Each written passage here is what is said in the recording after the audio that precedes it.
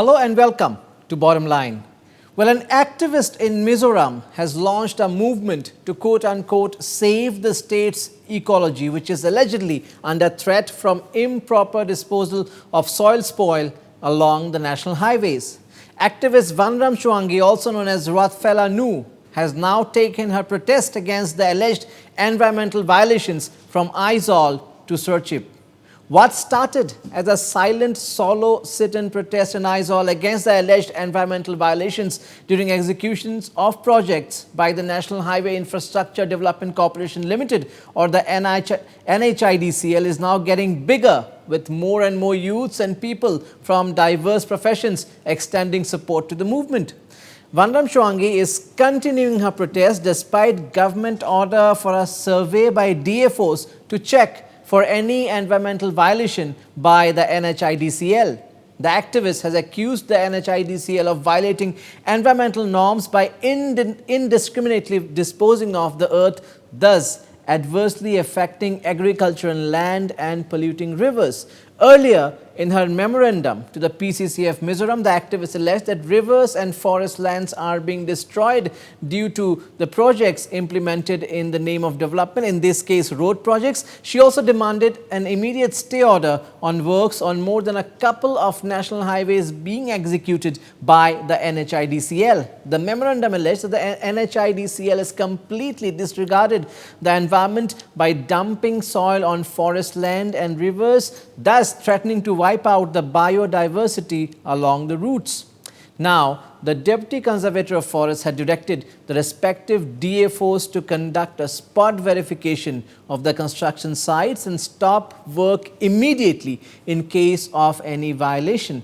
The Lunglei DFO, we have learned, has submitted the report to the PCCF and citing violation in construction of a stretch of the NH 54, following which an order was issued to stop the work immediately. So what about the other sites of construction? And the protest still continues, which means the activist is not satisfied with the action taken by the government, by the State Forest Department. Now, to discuss the issue, I'm being joined by Vanramchhuangi, an environmentalist from Mizoram. Also joining me is Michael Lalramdingliana, an environmentalist again from the state of Mizoram. A very warm welcome to both of you. Well, the movement now going out of Aizawl, going to other districts. Tell us something about it, how it started, how the entire process started. You people have been supporting the movement of late.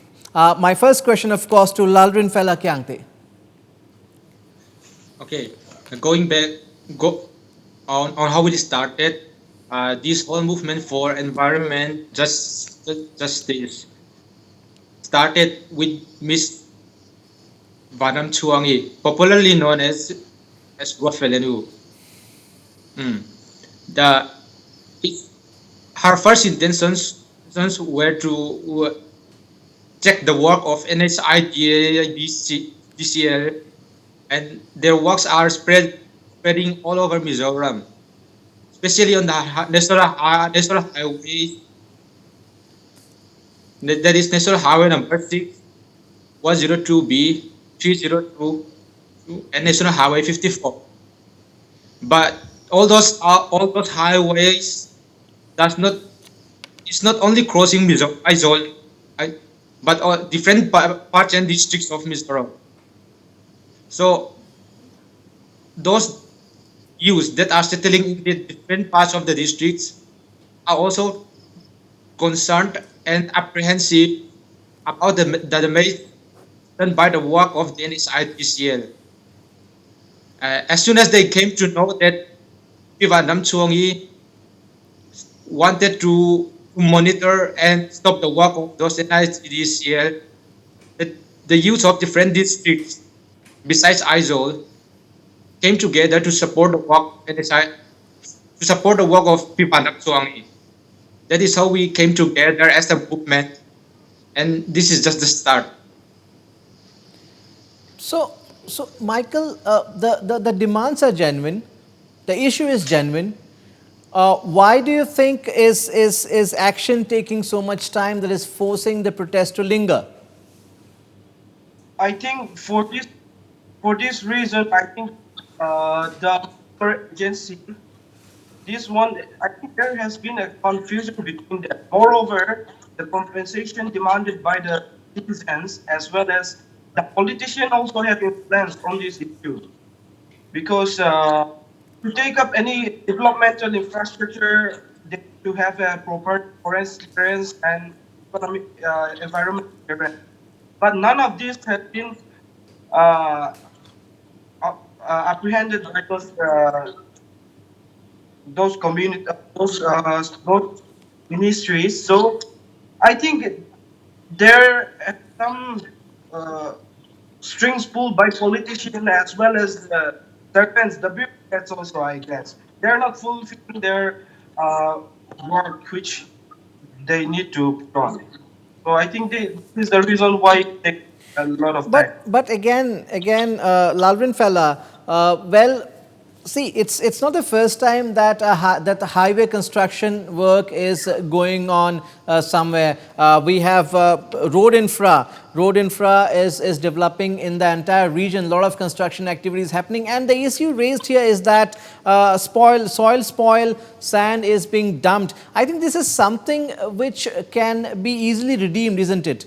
If the authorities want, they can definitely do something about it, which does not challenge or which does not affect the biodiversity, the river bodies, the forests. It's not that difficult. Shouldn't be that difficult, isn't it, to Yes, it's rectify just that?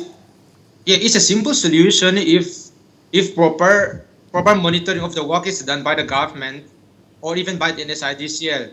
We have a very good example in that case. Back in 2000, when World Bank Road that connects Aizawl to Lunglei was constructed, the World Bank was very how do I put this?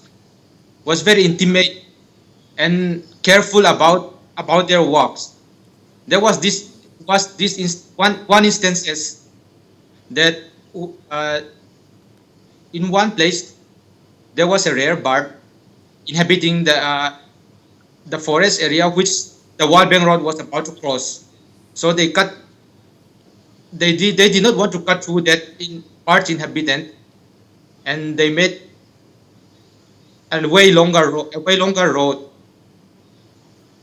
So even their all soils are not being dumped carelessly. All the works are being done properly with all clearances and impact assessment done too. And today we have a very good road. So why cannot NHIDCL follow the path of the World Bank or even the government monitor the work of NHIDCL work property as being done by the NHIDCL, as being done by the World Bank? So in case of the how restoration or the redeem method, it is a very simple solution if the government just interfere in the work. Again, as I mentioned, Lavrin Fella, DFOs were asked to submit reports about the construction, about the ongoing construction. They have also been given the liberty to order to stop any construction work that may seem to be violating the environmental norms. We have learned that the Lunglei DFO did submit a report to the PCCF. This is what sources are telling us. We don't have a copy of that report, but we have heard that certain violations have been found and an immediate an order has been given rather to stop the work in that particular stretch which we are talking about, that is NH54. Any information on what about the reports that were to be submitted by the other DFOs? Have all the reports being submitted and what do they say? What is their assessment of things? Any update on that if you have? Not all reports have been submitted yet, but to our information, uh, all the DFO are working, and especially we are appreciative of the Lunglei DFO so far. Uh, and if no other DFO are not submitting the report, at least by tomorrow, we will continue the protest from Monday onwards again. And we are planning to go to the PCCF office to look into which DFO have submitted their report and what actions are being taken first thing in the morning on Monday. So far from our information, that's all I can give you. Absolutely. Michael, what started as a solo protest is now getting mass support. It is becoming mass movement. What do you think has drawn people, especially youngsters like you, towards this movement, this protest, this issue that has been highlighted? Yes, talking about this follow protest, I think this kind of protest should be taken up by the youth. Vanramchhuangi, Rockefeller knew she's in like 60 plus of years. So she putting up this protest for the future generation. She did not man this protest for herself, but this is for our future generation. So the youth, the youngsters must be more aware to our environment and more cautious. And even if it requires protest, we the youth, it's our sole right and our sole duty to give justice for our environment and make a sustainable nation. Uh, Correct. Lalvin Fella, in a state like Mizoram, just like so many other northeast states, the forest also belongs to communities. Like in many other parts in the northeast, the forest belong to communities, and forests, natural resources are valued, biodiversity is valued. Why do you think, despite all this, it's taking so much time for the authorities to act on this issue, or to give them the fair share? Don't you think the survey would require some time? There are so many considerations to make, and they do deserve at least a 15 days time, isn't it? You may say that, yes, yes, but speaking on HIDCL activities, they have been given a show cause notice last year in September and December, and then even again on 2nd May this year. So technically, they had a lot of time to explain their works and activities, even if they violate any environmental laws or not. But but again, uh, they fail to report or give any status on what or give an explanation on whatever they have done. And I think right now they do not deserve anything but to stop their works and completely stop whatever they are doing, even if it's development work. So, in my opinion, safeguarding our environment comes first. To quote, uh, I forgot his name. If not now, when? If we do not do it now, when will we do it? Because our state is only a few inches of land that we acquired from our forefathers, Absolutely. and we have to safeguard it. It all started as a solo protest by Radfela Nu, the activist. How many have roughly joined in? How many people are part of this, if I can call it a movement? Now we are So far, about 200 plus Yes, members for this yes. Youth for Environment Justice program, and we will gather more members. Members are rising day by day. If there is injustice going on in our environment, that this movement will go on bigger. There is no stop. Lalvin Fella, are more people coming in? Like the protest has now shifted to Serchip. So how has been the response there? yes, surely, uh, youth are gathering, and even in the parts of the district where Miss Chuangi have not gone yet, they are enthusiastic and interested and intensely in, prepared to step up. Even in the district of Aizawl, the capital of Mizoram, the number of turn up to protests have increased day by day. It has been going on for 3 days, but the third day there was simply kind of like pamphlet distribution and an environmental campaign awareness. But we were increasing in numbers, such Have, as in Serchip, have any of and we the will go on to Lunglei. have any of the Michael, have any of the NGOs, the CSOs extended support to this campaign so far? So far, there is no NGO supported yet, but this kind of movement, I think every person have set up with the help of the NGO. Also, it is not that we did not need the help of the NGOs, but instead of NGOs, I think everyone should step up in the face of this injustice to our environment. Lalwin Fella, what's your appeal to the state government? My appeal to the state government would be to take stringent action on whatever plan and scheme they have, laws or acts, whatever there is, please monitor carefully and take stringent action on whatever action plans they implement. And please refrain from corruption. That is my appeal to the government of Mizoram.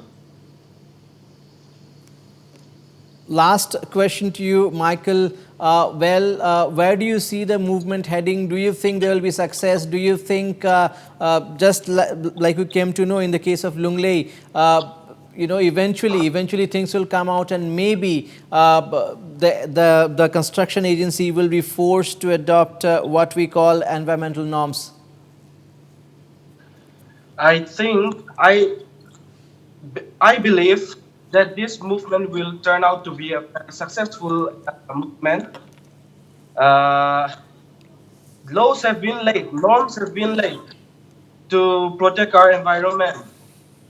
Even in the constitution, also it is mentioned that it is the duty of each and every people to take care of our environment. So whatever proposals might come, we have the judiciary support from the constitution. So as long as we put our hands together on this one, I think we will pull it off successfully.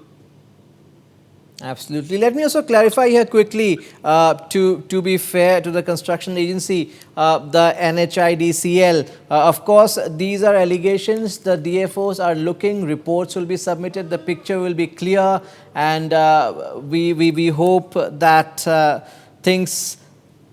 the environment is the biggest gift that we have, and that should not be violated, and I'm sure good sense will prevail. Thank you so much, Lalwin Fella and Michael, for your inputs and for your perspective on this. We'll take a very short break here. On the other side, we'll have a look at the Karbi Anglong Autonomous Council polls, how the campaign is going on. Short break here.